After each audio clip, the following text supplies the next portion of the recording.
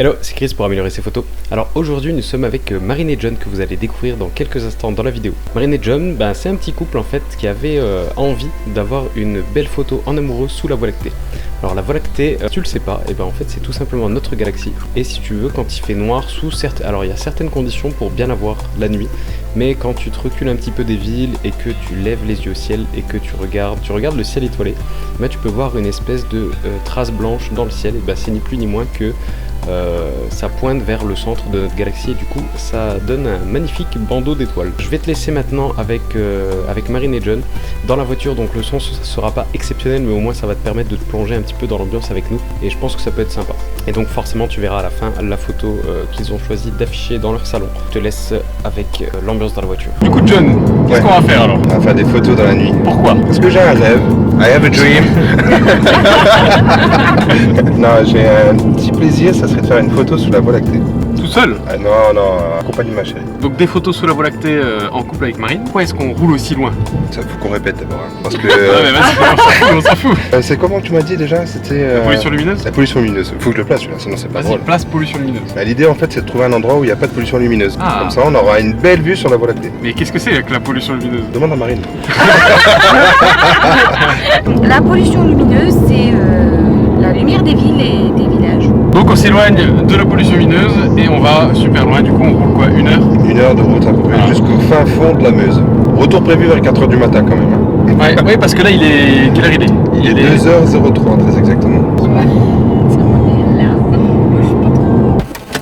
ça craint, Oh la vache! Là, c'est un bijou, quoi. Putain, J'ai jamais vu autant c'est d'étoiles. un truc de ouf hein. Wow, c'est un truc de malade. Wow, ça fait trop plaisir de revenir. J'ai bien fait de prendre ça. Comme elle est belle. Putain, rapide. Allez, let's go. Bon, ça va? Non. Ça va. Ok, très bien. Il fait très noir. Putain, mais là, il y a des étoiles, mais... C'est un truc de malade. J'aimerais tellement te montrer ça en vidéo, quoi. Ça c'est cadeau, ça c'est. Je suis nickel aveugle. Je verrai plus la Voie lactée pendant 6 mois maintenant. Du coup, je vais reprendre l'appareil photo pour faire une photo. Donc, c'est parti. Alors étant donné que j'utilise mon réflexe pour prendre des photos, j'enregistre cette petite séquence juste à côté. Alors le but de cette vidéo en fait c'est simplement de t'immerger avec nous dans l'expérience de la nuit et de te montrer la photo que Marine et John ont sélectionnée. Donc je vais te la montrer, voilà, c'est cette photo. J'espère qu'elle te plaît, en tout cas elle plaît à Marine et John, elle me plaît à moi aussi, j'aime beaucoup. Voilà, j'aime beaucoup. J'ai choisi de pas utiliser de flash parce que je préfère ce rendu en silhouette, bien qu'un flash aurait pu être sympa pour les détourer un petit peu. En tout cas voilà, c'est un choix personnel. Toi peut-être que si tu fais ça, tu utiliseras un flash, chacun ses goûts. Alors juste pour information, cette photographie a été faite avec un 24 mm pendant 15 secondes avec une ouverture de f2.8 et ISO 6400. Alors sache qu'on ne peut pas voir la Voie lactée tous les soirs, mais je te parlerai des conditions pour l'observer dans une autre vidéo. Là je vais simplement te donner quelques réglages et astuces pour faire ce genre de photos. Alors la règle d'or, j'insiste, c'est bien de faire des tests. Teste différents temps, teste différentes ouvertures, teste différentes valeurs ISO. Voilà, vraiment fais des tests et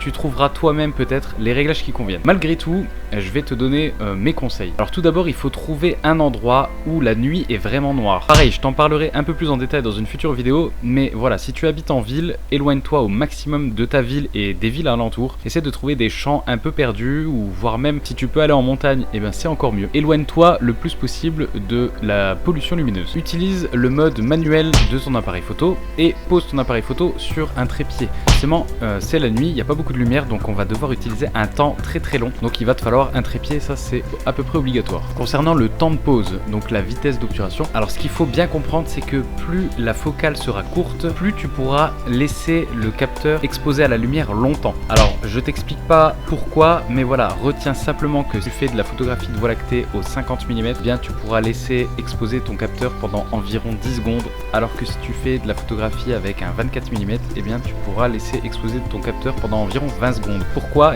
Tout simplement parce que si tu le laisses ouvert trop longtemps, comme tu le sais, la Terre tourne et les étoiles vont se transformer en filets en fait, en traits. Et si tu veux éviter ça, voilà, tu es obligé de garder un temps relativement court. Ensuite, concernant ton ouverture, moi, ce que je te conseille, c'est d'ouvrir à fond. Alors en général, une ouverture de au moins f2.8, c'est très bien. Maintenant, si tu as mieux, tant mieux. Et si tu n'as pas assez bien, sache que la photographie que je vais te montrer là tout de suite maintenant a été faite avec une ouverture de f3.5 et l'objectif de base. Donc comme quoi, pas besoin d'acheter du matériel de fou et de claquer des centaines d'euros dans du matériel. Si tu as un ciel de qualité, sache que tu peux arriver à faire de belles photos. Pareil pour les ISO, à mon avis il te faudra au moins 3200 ISO, voire 6400. En fait ça dépend du temps que tu auras mis et de l'ouverture que tu auras mis. Donc voilà, je peux que te donner certains guides. C'est sûr qu'il faudra des ISO assez hauts, donc teste avec 6400 ISO pour commencer, puis tu ajustes en fonction. Et pour la mise au point, eh bien soit tu peux faire la mise au point sur les étoiles, donc tu fais ta mise au point à l'infini, hein, par exemple tu fais ta mise au point en manuel en tournant la bague de mise au point, ou alors eh bien tu fais la mise au point sur les sujets,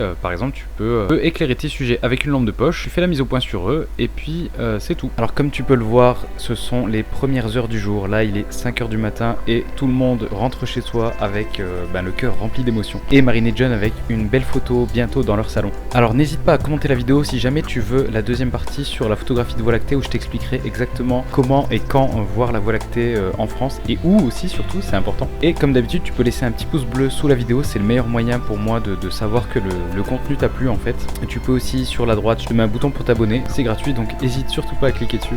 Et sur la gauche je te mets le lien vers ma dernière vidéo. En haut à droite sur le petit i je te mets une fiche si jamais tu veux télécharger mon livre gratuitement. Si t'es débutant ou intermédiaire en photo, ça t'apprendra pas mal de choses. Voilà, c'était Chris, Marine et John et nous on te dit à bientôt. Attends, éclaire-le. Allez, toi, Chris. À plus. Allez, bonne soirée.